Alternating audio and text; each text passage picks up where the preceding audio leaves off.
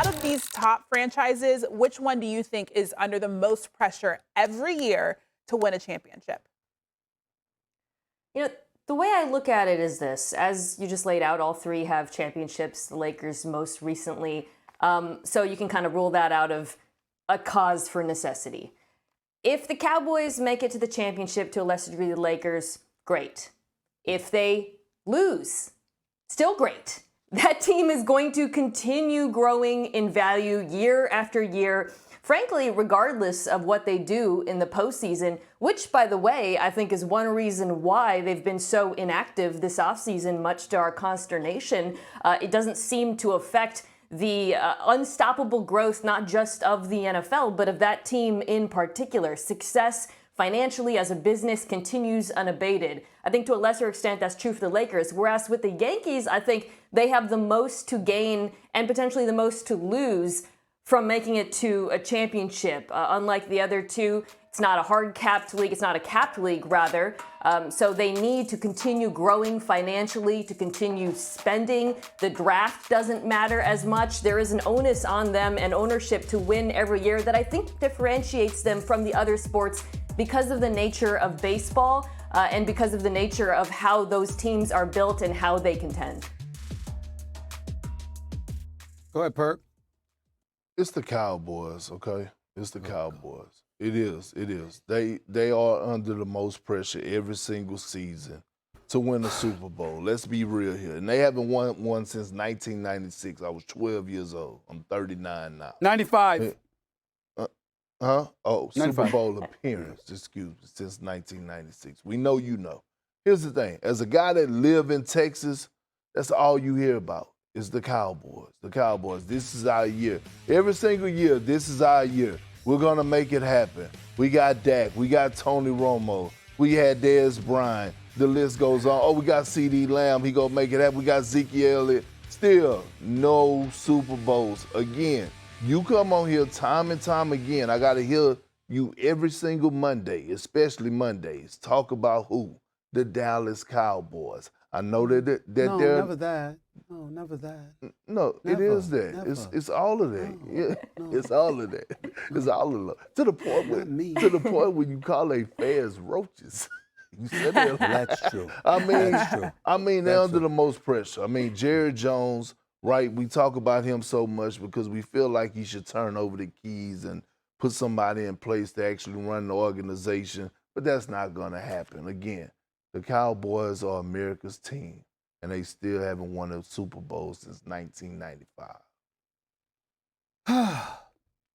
You know, the exact quote was, if a nuclear bomb dropped in this planet, on this planet, the three things that would survive is rats, roaches, and a Cowboys fan. I mean, it's just the truth. You'll find them somewhere. You know, I mean, it's absolutely true. I know this. But Mina, her brilliance never ceases to impress me. She's absolutely right. It's about the Yankees, baby. It's about the Yankees. Now, as an aside, Kendrick Perkins, I think you need to understand a particular stat that you might not have known of, but you might appreciate. Do you know that the Lakers have been in the 8 finals and have won 6 championships? And the Yankees have been in the 7 World Series and have won 5 World Series championships? Since the last time the Dallas Cowboys won a Super Bowl. I just thought I'd throw that out. I just thought I'd throw that mere little fact out there. I just thought it was necessary to throw that out there. But here's the reality of the situation. There's really no pressure on the Dallas Cowboys, Perk, because nobody expects them to win it. Outside of their damn fan base. Nobody, anybody else with sense knows the Cowboys are not going to win. So we get that out the way. Now it comes down to the other categories with the Lakers and the Yankees. And even though we sit up there and we look at the Lakers and Laker Nation and the 17 titles and the whole bit, we're not blind. We see that the squad ain't good enough. We wanted to give them a damn parade just because Anthony Davis played 76 games last season. We knew they weren't going to win it. But with the New York Yankees, there is always palpable hope. I mean, if you could get one pitcher to do this, if Giancarlo Stanton wasn't stinking up the joint last year, okay? If Aaron Judge didn't get hurt the year before or anything like that. Now that you got Juan Soto, what you gonna do, okay? You see this And every single year, there's a headline, there's a storyline, there's something that reminds you that the expectation is championship. 27 World Series championships in franchise annals. This is what we expect. And the fact that the Yankees haven't won since 2009 is blasphemous. It's incredibly alarming. I'm very upset about it, no doubt. But that is because my expectations on several of those occasions, going up against Houston's with the trash cans, them boys in Texas using the trash cans to cheat and signal each other and all of this other stuff. I mean, I got that going on, okay? Robbing us, robbing the Dodgers of a championship. All of these things we got to look at. But in the end, the Yankees are constantly in the conversation for championships. Lakers are not consistently. And we don't even think about the Cowboys when it comes to that. Where do the Lakers stack up on your list? Because you would think that them with LeBron, obviously we talk about the health of AD, et cetera, but where do you have them?